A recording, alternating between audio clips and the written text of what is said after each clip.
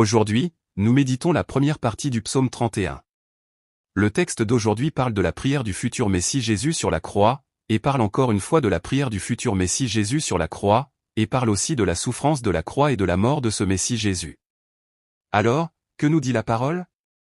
Aujourd'hui, nous voulons examiner cela et partager la grâce.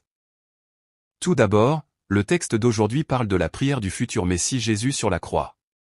Dans le psaume 31, versets 1 à 4 du texte d'aujourd'hui, il est dit: Éternel, je cherche en toi mon refuge, que je ne sois jamais confondu. Délivre-moi dans ta justice. Incline vers moi ton oreille, à toi de me secourir. Sois pour moi un rocher protecteur, une forteresse, où je trouve mon salut.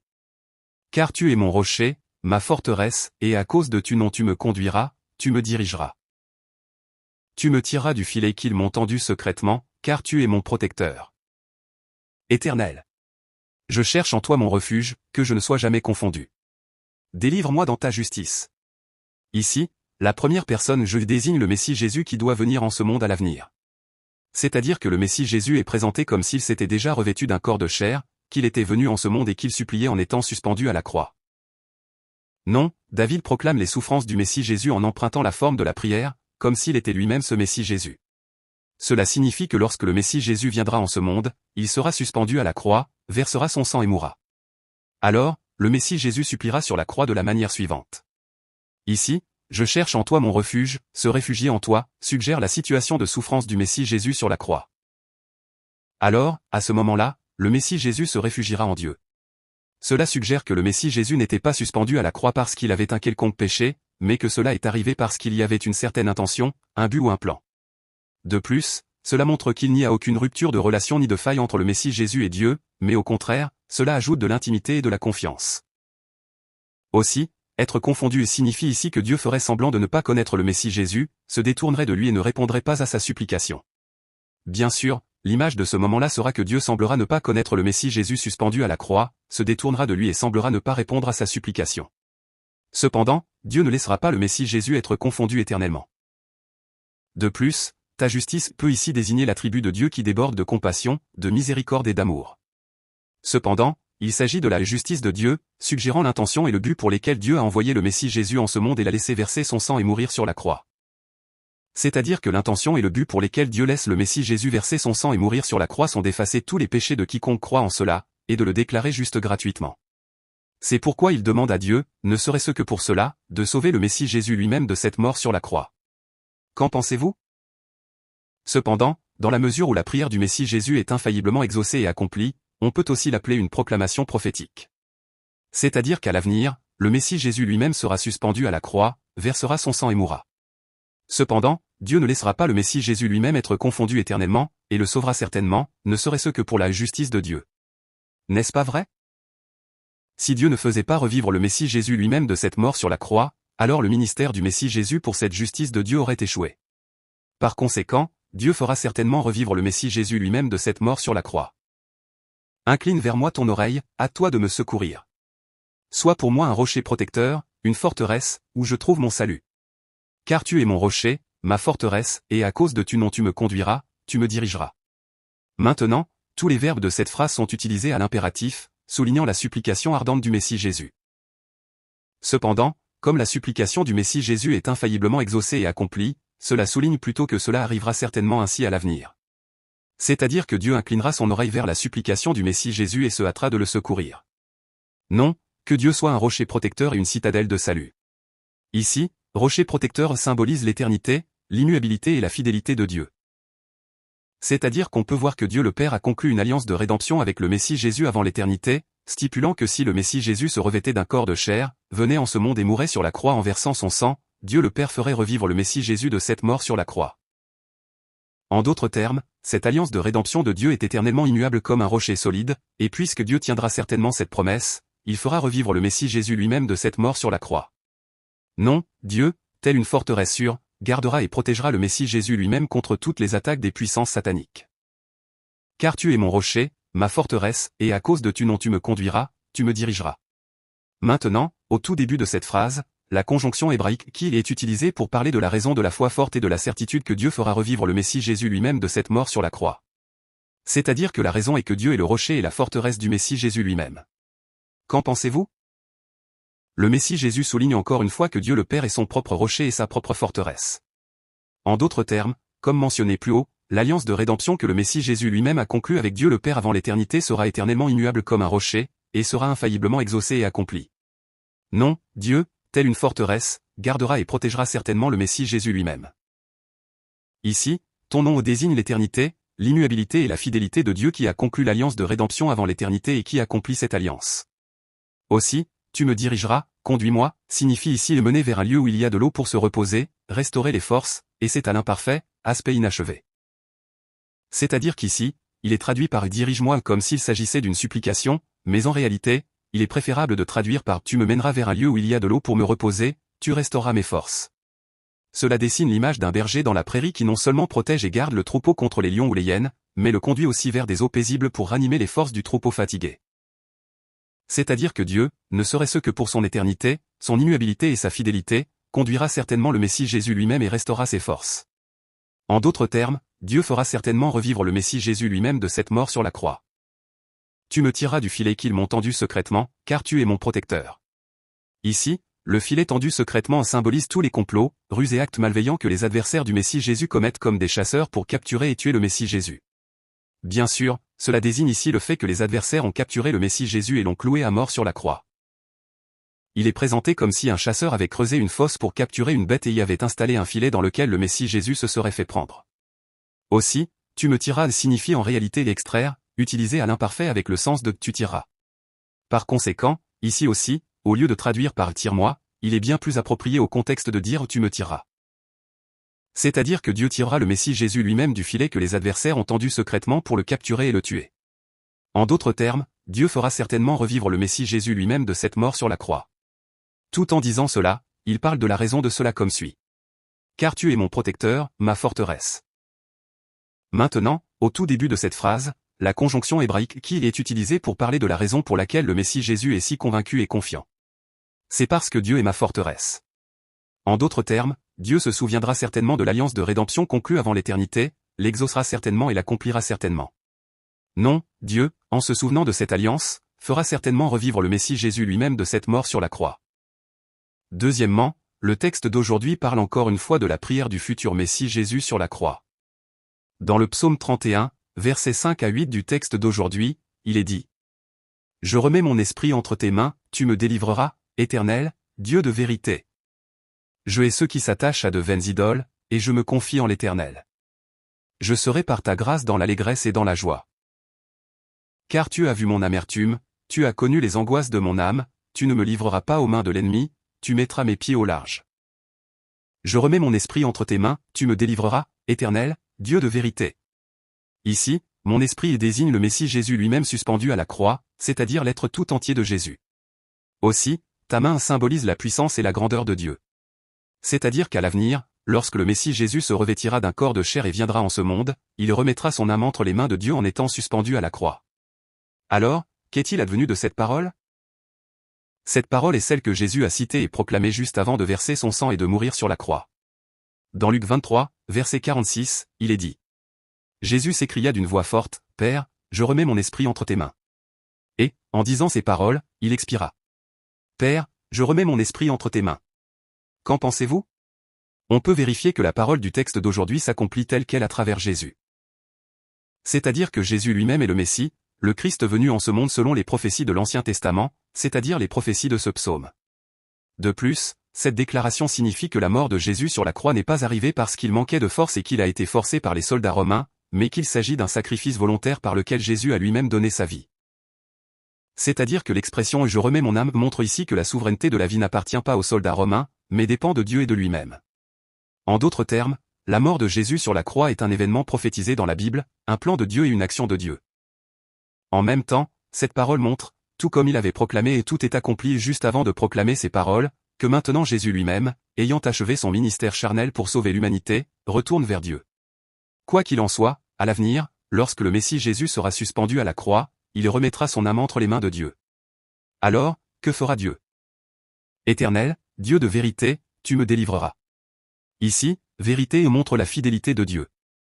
C'est-à-dire que Dieu est le fidèle qui a conclu une alliance de rédemption avec le Messie Jésus lui-même avant l'éternité et qui a travaillé ardemment pour l'accomplir. Aussi, tu me délivreras, tu m'as racheté, signifie sauver, secourir, et est utilisé au parfait prophétique. C'est-à-dire que puisque Dieu est fidèle, il sauvera certainement le Messie Jésus lui-même de cette mort sur la croix. Non, selon l'alliance de rédemption conclue avant l'éternité, Dieu fera certainement revivre le Messie Jésus lui-même de cette mort. Je hais ceux qui s'attachent à de vaines idoles, et je me confie en l'Éternel. Ici, s'attacher à, vénérer, signifie faire attention, agir avec attention. C'est-à-dire que ceux qui s'attachent à de vaines idoles désignent ceux qui, au lieu de faire attention et de regarder à Dieu, font plus attention et regardent plus à des idoles vaines ou à la puissance du monde. Mais ici, un article défini est placé devant la forme du participe, désignant ses adversaires qui complotent pour capturer et tuer le Messie Jésus, et qui se confient davantage dans la puissance du monde. C'est-à-dire qu'ils sont par essence des gens maudits qui ne connaissent pas Dieu et ne peuvent pas reconnaître le Messie Jésus, non, ils sont à l'opposé de notre peuple de Dieu. Alors, qui sont-ils? Ce sont les chefs religieux de Jérusalem et leurs cliques qui, 2000 ans plus tard, se sont ralliés au gouverneur romain Pilate pour clouer le Messie Jésus sur la croix. Dans Jean 11, versets 47 à 48, il est également dit. Alors les principaux sacrificateurs et les pharisiens assemblèrent le Sanhédrin, et dirent: Si nous le laissons faire, tous croiront en lui, et les Romains viendront détruire et notre lieu et notre nation. Les Romains viendront détruire et notre lieu et notre nation. C'est-à-dire qu'on peut voir qu'ils ne font pas attention et ne regardent pas à la volonté de Dieu qui accomplit toutes sortes de miracles à travers Jésus, mais qu'ils regardent et se confient uniquement dans la puissance romaine pour préserver leur popularité et leurs privilèges.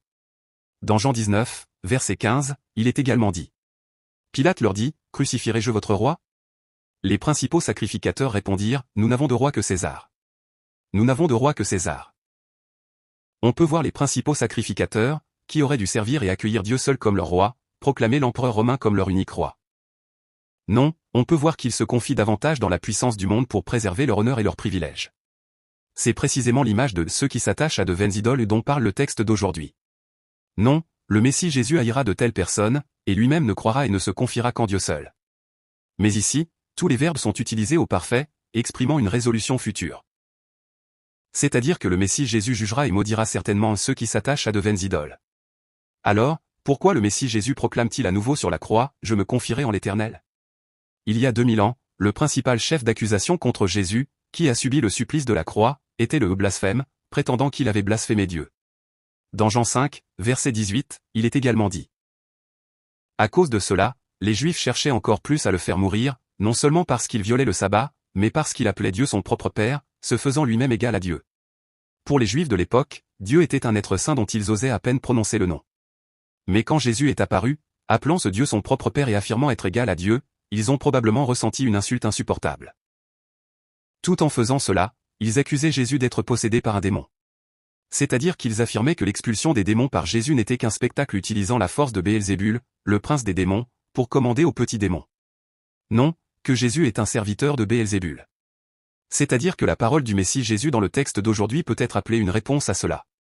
La réponse du Messie Jésus est que ce n'est pas le cas. Ce n'est pas le cas, et Jésus lui-même est celui qui croit et se confie en l'Éternel Dieu. Je serai par ta grâce dans l'allégresse et dans la joie, car tu as vu mon amertume, tu as connu les angoisses de mon âme. Ici, ta grâce, ta bonté, désigne la mort du Messie Jésus sur la croix. Habituellement, dans ces psaumes, ta grâce désigne l'amour merveilleux de Dieu qui va jusqu'à donner son Fils unique pour sauver son peuple choisi avant l'éternité. C'est également le cas ici. La seconde partie du verset qui suit ici soutient cela. C'est-à-dire que car tu as vu mon amertume, tu as connu les angoisses de mon âme est une proposition relative qui qualifie ta grâce mentionnée précédemment. En d'autres termes, cela explique ce qu'est ta grâce mentionnée précédemment. Ici, amertume, misère, signifie souffrance, et vu, observer, signifie voir, regarder. Aussi, angoisse, tribulation, désigne ici la passion de la croix, la souffrance du Messie Jésus sur la croix. C'est-à-dire que ta grâce désigne ici l'amour de Dieu qui va jusqu'à donner son Fils unique, tout en sachant bien qu'à l'avenir il regardera la souffrance du Messie Jésus, cette tribulation et cette souffrance de la croix, et tout en sachant bien à quel point cette souffrance de la croix sera atroce et terrifiante. En d'autres termes, le fait que le Messie Jésus soit suspendu à la croix, verse son sang et meurt est dû à cet amour fusionnel de Dieu. Non, le fait que le Messie Jésus lui-même soit suspendu à la croix, verse son sang et meurt est pour sauver le peuple de Dieu choisi par Dieu avant l'éternité.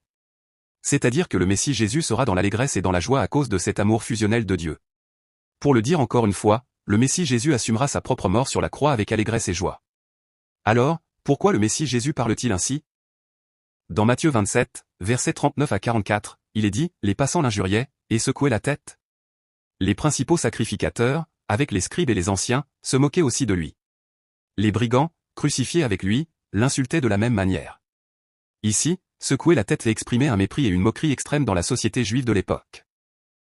Non, ce supplice de la croix à l'époque infligeait non seulement une douleur immense aux prisonniers, mais apportait aussi la honte et l'anéantissement social. C'est-à-dire que ce supplice de la croix se déroulait dans un état de nudité totale, sans un seul fil sur le corps du prisonnier. Quand nous voyons l'image de Jésus à travers l'art sacré, il semble avoir subi le supplice de la croix avec cet endroit couvert d'un linge, mais en réalité, il l'a probablement subi en étant totalement nu. Par conséquent, Jésus, qui a dû se tenir nu devant de nombreuses personnes, subissant toutes sortes de reproches, de moqueries et de dérisions, a dû ressentir une grande confusion et une grande honte.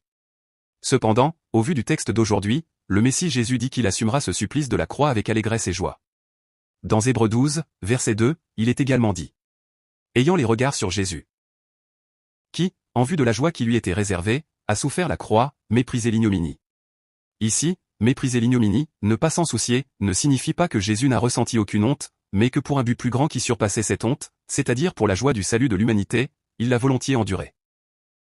C'est-à-dire que Jésus, paradoxalement, a enduré la honte du supplice de la croix pour sauver ceux qui le critiquaient, se moquaient de lui et le méprisaient, et a au contraire assumé ce supplice de la croix avec allégresse et joie. De plus, quelle est la raison pour laquelle le Messie Jésus assume ce supplice de la croix avec allégresse et joie?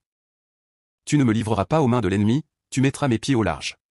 Tous les verbes qui apparaissent dans cette phrase sont utilisés au parfait prophétique, exprimant une certitude future. C'est-à-dire que tu ne me livreras pas aux mains de l'ennemi montre ici qu'à l'avenir, Dieu ne laissera pas le Messie Jésus aux mains de ses adversaires. En d'autres termes, les puissances sataniques s'agiteront pour détruire et entraver l'œuvre de salut du Messie Jésus, mais Dieu gardera et protégera le Messie Jésus pour qu'il n'en soit pas ainsi. Alors, que signifie ici « tu as mis mes pieds au large » ? Habituellement, dans la Bible, un lieu étroit représente la souffrance ou le désastre. Ici, cela désigne la situation où les adversaires ont cloué le Messie Jésus à la croix, l'ont suspendu et sont en train de le critiquer et de se moquer de lui. À l'opposé, le large désigne une terre vaste et dégagée de tous côtés, représentant la situation où le Messie Jésus s'est échappé des adversaires et a obtenu une liberté totale pour pouvoir bouger à sa guise. C'est-à-dire que si la croix symbolise un lieu si étroit que les pieds cloués ne peuvent bouger, la résurrection peut être appelée l'événement qui met ses pieds au large. En d'autres termes, à l'avenir, Dieu sauvera le Messie Jésus de la mort sur la croix, le fera revivre. Non, en le faisant revivre de cette mort, il fera en sorte que le Messie Jésus puisse continuer à mener cette œuvre de salut librement et à sa guise. C'est précisément la raison pour laquelle le Messie Jésus assume ce supplice de la croix avec allégresse et joie. Enfin, le texte d'aujourd'hui parle de la souffrance de la croix et de la mort de ce Messie Jésus. Dans le psaume 31, versets 9 à 10 du texte d'aujourd'hui, il est dit « Aie pitié de moi, Éternel. Car je suis dans la détresse, j'ai le visage usé par le chagrin, l'âme et le corps épuisés. Ma vie se consume dans la douleur, et mes années dans les soupirs, ma force s'épuise à cause de mon iniquité, et mes os dépérissent. Aie pitié de moi, Éternel. Car je suis dans la détresse, j'ai le visage usé par le chagrin, l'âme et le corps épuisés. Ma vie se consume dans la douleur, et mes années dans les soupirs, ma force s'épuise à cause de mon iniquité, et mes os dépérissent. Maintenant, cette parole parle de la souffrance de la croix du Messie Jésus. Connaissez-vous bien cette souffrance de la croix?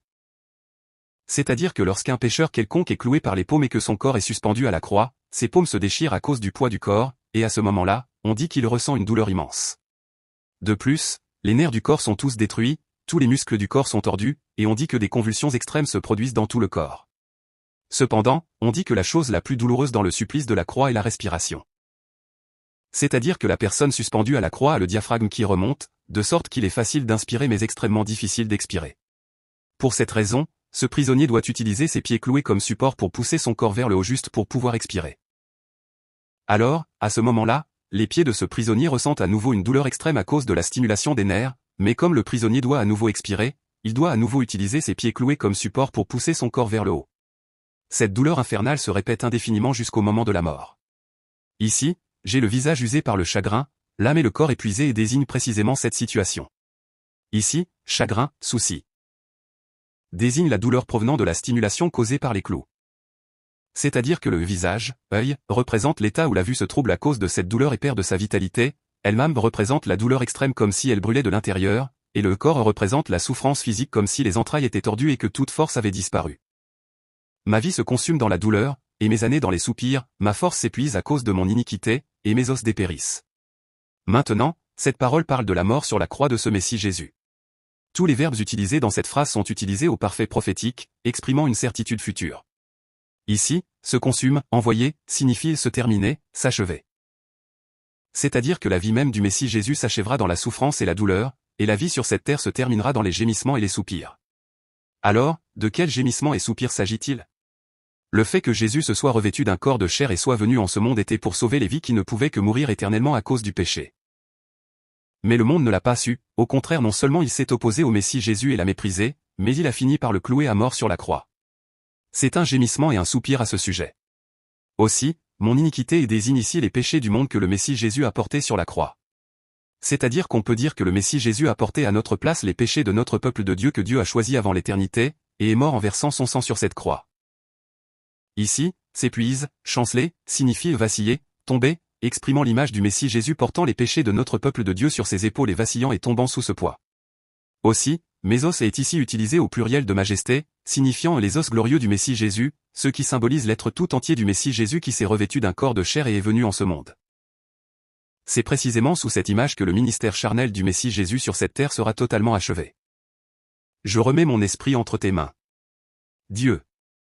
Merci. Je te remercie. Je t'aime. Nous te remercions pour la grâce du Seigneur qui est mort en versant son sang sur la croix pour nous sauver. Accorde-nous la bénédiction de pouvoir entrer dans ce royaume des cieux en croyant au mérite du sang de Jésus-Christ. Je bénis et je prie au nom de Jésus. Amen.